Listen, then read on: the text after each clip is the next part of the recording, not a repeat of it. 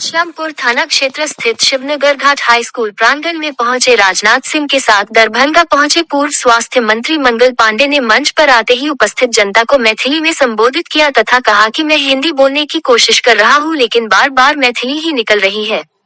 मैथिली के संबोधन में उन्होंने गोर लगाया छी से शुरुआत किया। आगे उन्होंने कहा कि इस बार के लोकसभा चुनाव में आप सबों के आशीर्वाद लेने के लिए यह आए हैं। उन्होंने जनता से फिर एक बार मोदी सरकार और अब की बार 400 पार के नारे लगवाने की अपील की। साथ ही उन्होंने कहा कि मिथिला के विकास के लिए सरकार हमेशा तत्पर है। 2027 तक भारत अर्थव्यवस्था के मामले में तीसरे नंबर पर आ जाएगा। उन्होंने रेल सड़क सहित कई परियोजना के विकास की चर्चा की। राज्यसभा सांसद धर्मशीला गुप्ता ने अपने संबोधन में कहा कि जैसे राम को महल में ले गए ठीक उसी तरह एक महिला को मिथिला से पहली बार उच्च सदन में भेजना मां सीता की धरती का सम्मान है। साथ ही उन्होंने इस बात के लिए सांसद गोपाल जी ठाकुर का भी धन्यवाद किया, जिसके बाद उन्होंने कहा कि नारी शक्ति का सम्मान सिर्फ भाजपा ही कर सकती है। अगली बार सांसद को और अधिक वोट से जीतने के लिए उन्होंने लोगों से अपील की।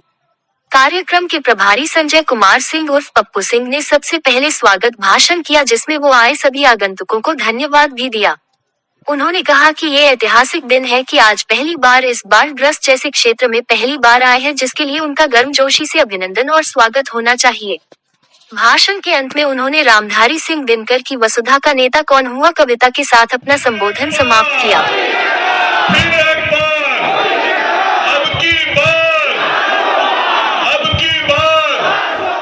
सांसद गोपाल जी ठाकुर के बारे में मैं बताऊंगा।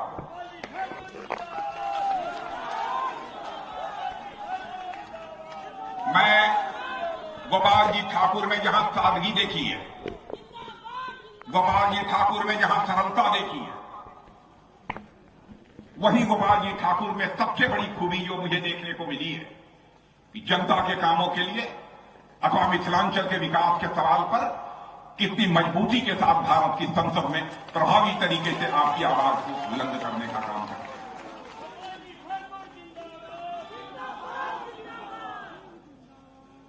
और बराबर इनका हाव भाव वेशभूषा बातचीत की शैली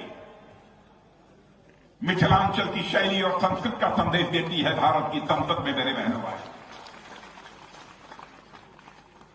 आज इस मिथिलांचल में आकर सचमुच मुझे बेहद खुशी हुई है।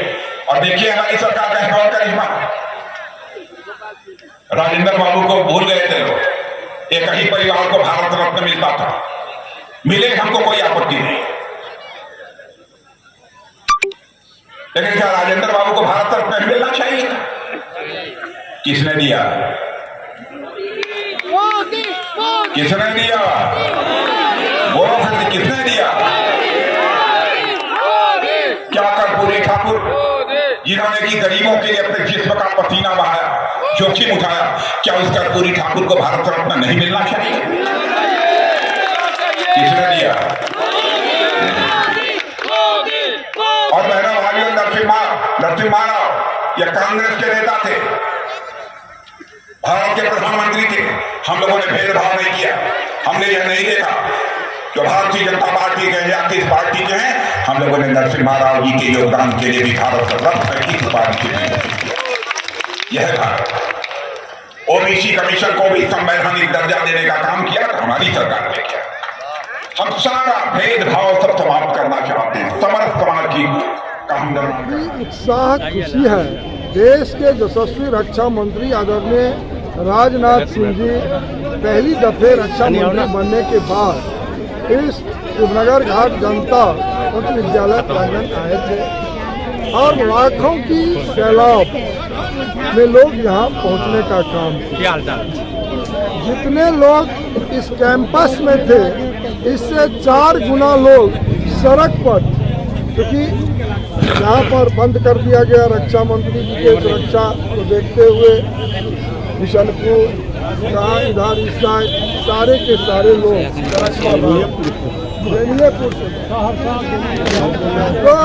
तो यह सैलाब इसलिए है जो देश के प्रधानमंत्री यशस्वी यहाँ पर जो 6 महीना लोग कोसी कमला बलान पर तंबू बना करके रहते थे, तो बाल बच्चा को खिलाने पिलाने का कोई था नहीं, लेकिन जब से गैस लोगों को मिल गया उज्ज्वला योजना, तो अब कहते हैं तो उस गैस पर अपने बाल बच्चा को खाना पीना पका करके देने का काम इसी का है। तो इसलिए लोगों में उत्साह है।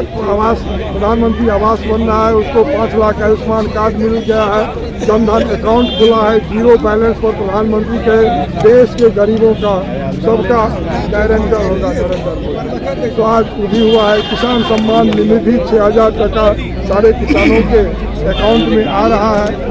आज यहाँ पर पीएम विश्वकर्मा योजना देने का प्रधानमंत्री काम किया है। हर के घर में शौचालय निर्माण हो रहा है। आज स्वनिधि योजना, मुद्रा लोन, पीएम विश्वकर्मा योजना, गरीबों के लिए जो नरेंद्र भाई मोदी ने स्कीम योजनाएं चलाई, उसका लाभ 100% इस देश के गरीबों को मिला है। लोगों में उत्साह है। अब जहाँ तक यहाँ का विकास की बात है, जो आज देश के यशस्वी रक्षा मंत्री आदरणीय राजनाथ सिंह जी विषय को रखे, तो मिथिला क्षेत्र जहाँ 88 वर्षों से 2 भाग में बचा था, जब नरेंद्र मोदी की सरकार बनी तो 516 करोड़ की लागत से आज कोसी रेल महासेतु बनके तैयार हुआ। मिथिला जुड़ा और लहरियासराय सहरसा हमने 3 जोड़ी ट्रेन चलाने का काम किया। आज राष्ट्रीय मखाना केंद्र श्री अटल जी दिए थे 2002 में, और जब वाजपेयी जी का गवर्नमेंट 4 में गया, यूपीए सरकार में राष्ट्रीय हटा दिया गया। आदरणीय नरेंद्र सिंह तोमर आकर के दरभंगा और राष्ट्रीय देने का काम किए। आज पूरे देश में जो पानी पर फल होता है, उसका रिसर्च सेंटर नरेंद्र मोदी जी दरभंगा बना। मिथिला के पावन भूमि पर राजनाथ सिंह का ऐतिहासिक भाषण होना, ऐतिहासिक लाभार्थी सम्मेलन करना अपने आप में एक ऐतिहासिक हो गया।